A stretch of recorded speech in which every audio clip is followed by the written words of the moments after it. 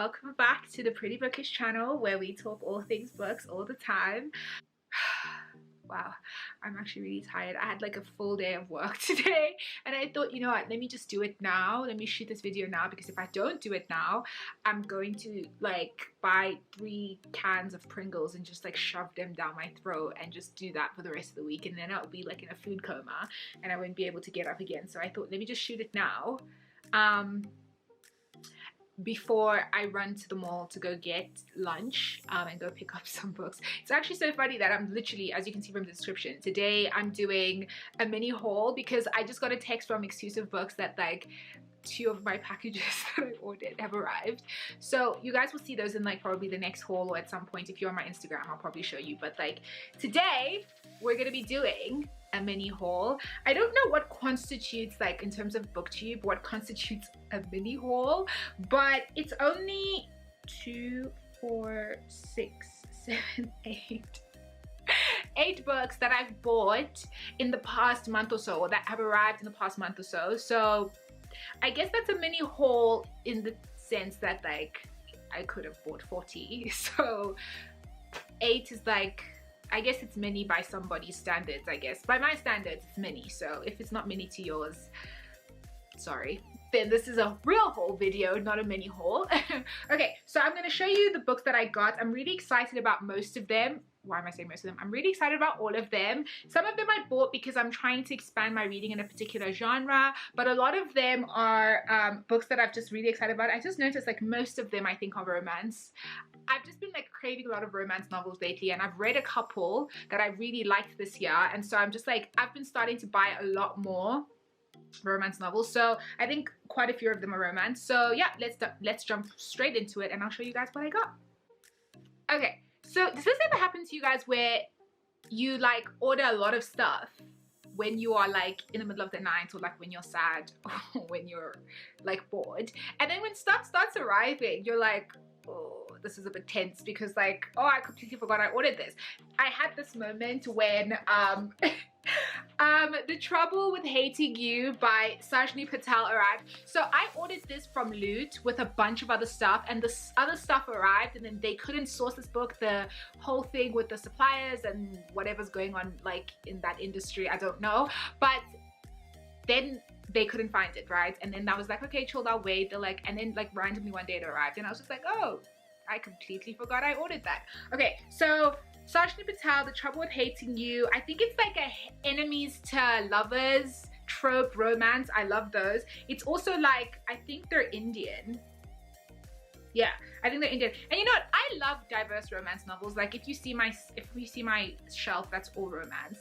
Most of them are like, have to be some angle of diversity. It has to be like characters that are BIPOC, or it has to be queer, or it has to be something. Because I feel like, because I read, you know, like when I was younger, I told you guys already, I read that whole generation of like vampire novels, and I read all the Nora Roberts.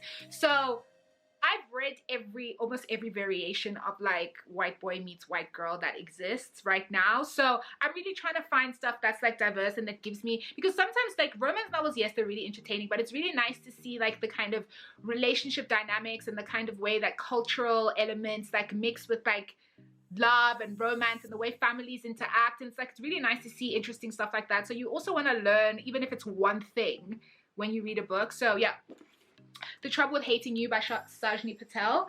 The next one I got, it just arrived the other day and I am absolutely buzzing, is Boyfriend Material by Alexis Hall. I love Red, White and Royal Blue. I actually just reread it like yesterday and the day before yesterday. So like, this is like, first of all, I don't know if it's like because of the colonial relationship or just generally because I lived in the UK for a few years, but like I generally find the British to be funnier. I find everything about them to be like, it hits better than than American like romance. There's something about British banter that is like top 10 like that. I mean, that's like top 2 and not number 2. So I'm just picturing like, you know, like in Red, White and Royal Blue, like how Henry is like bae. I'm picturing that just like in this kind of like fake boyfriend trope, and I'm excited to read this. Like, oh, I can't wait to read this. Then the next one we have is A River of Royal Blood by Amanda Joy. guys, black fantasy, Afro fantasy, all of it. I'm trying to collect everything. So if you are on Instagram and you follow Bezzy, who's I think being a bookworm, I think that's her handle, I literally just mine her account for all the black fantasy. I'm trying to make my way through everything because it's a genre that I really, really love. And this book is about a 16-year-old princess named Eva, and it's kind of like set in this world where she's born with black magic, and it's like there's an evil queen, I think, and then like it's a queendom, and it's like it says here, the queendom of Maya, only the strongest, most ruthless ruler survives. I love things where it's like a battle for the crown because it's always like hyper drama. Love it. Oh, and there's Faye as well. Okay. And I heard this has a really, really great romantic element as well. So, okay, I'm totally into it now. And also the cover is fire. So, yeah, I can't wait to read this. Someone said I devoured it in one sitting. I feel like I might do that as well because you know how I love things like this. But anyway, excited to read this one. Next, we have The House of Impossible Beauties by Joseph Cassara. I asked for recommendations of Own Voices trans stories when I finished reading, I think, no, what was I reading? I can't remember, but I was reading something and I posted on Instagram and I think it was a trans story and I said I need more. And so this is what someone recommended. Oh no, it was when I read The Great Believers by Rebecca Mackay and I said that that book was like for me, and I said I need more recommendations of queer but also trans own voice stories, and someone recommended this and I read the back and I really loved it. It's set in New York in the 1980s, and I feel like that was probably the height of like New York. So every time books are set there, like I think a lot like Like a Love Story by Abdi Nazamian is set there as well, and it's just like everything about it just sounds like a vibe. So yeah, excited to read this as well. So the next thing that arrived is Take a Hit, Danny Brown. I'm very, very excited. You guys know how I feel about Get a Life, Chloe Brown. You know how I feel about Redford. So I'm excited to see, what's his name? The guy in the story, Zafir Ansari. I wonder if he's like got Redford vibes. I've seen a lot of like people drew illustrations of this and it just sounds like a vibe. And I actually didn't realize that Talia Hibbert has written a ton of books. I was on my Kindle the other day and I was like, oh, okay, no, she has written a crap ton of books and I've been reading through them and I really love Talia Hibbert's writing style. So I can't wait to read this one. This is probably going to be the first book I read in September. Yeah, because I'm really excited, but I have a lot of things to finish this month still, so I can't just like drop everything and read this even though I really want to. Yeah. And then the next thing I bought was Last Tang Standing by Lauren Ho. Can I just say that for the first time ever, I think our cover is better than the US cover. This one is much better than the one that the US has. I mean, this is such a vibe. It's so cute. It's like, I love these kinds of like graphic-y covers. I think they look really, really cute. So yeah, it's a romance novel as well, Chinese American, I think, romance novel, and I'm always trying to read stuff like that. I just finished Sex and Vanity, which I hated, but I still love Asian American, Arabic American, just generally Asian romance stories in general, so I'm excited to read Last Tang Standing. Yeah. Then, and this I'm very excited about. This I am very, very excited about. I got Warm Girls by Tochi Onyebuchi. So I saw this on Naya's booktube, and also a bunch of people have posted it on Instagram and they've read it, and I thought the cover was a vibe.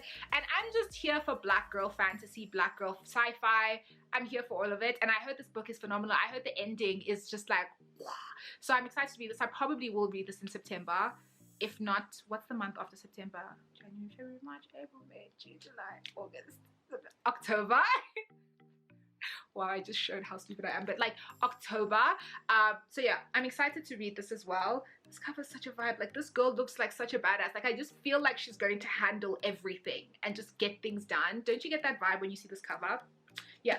Okay, and the next book, I think it's the last one, is The State of Us by Sean David Hutchinson. I said already, Red, White, and Royal Blue is my life, and this book I think is like similarly set. It's like also queer, and it's also like this, like I think their parents, if I'm not mistaken, are, one is a Republican and one is a Democrat, and they're both running for president if they're not already, yeah, they're opposing each other in the presidential race or whatever. So yeah, I'm excited to read this as well. So that's basically my haul. Let me see, is there anything else I forgot? Oh right, no, I forgot something. No, it's here. I bought The Boy Who Harnessed the Wind by William Kamkwamba. I think he's Malawian. It's because I'm just trying to read a lot more African literature, and there's a couple of things that are in my backlog that I still haven't read.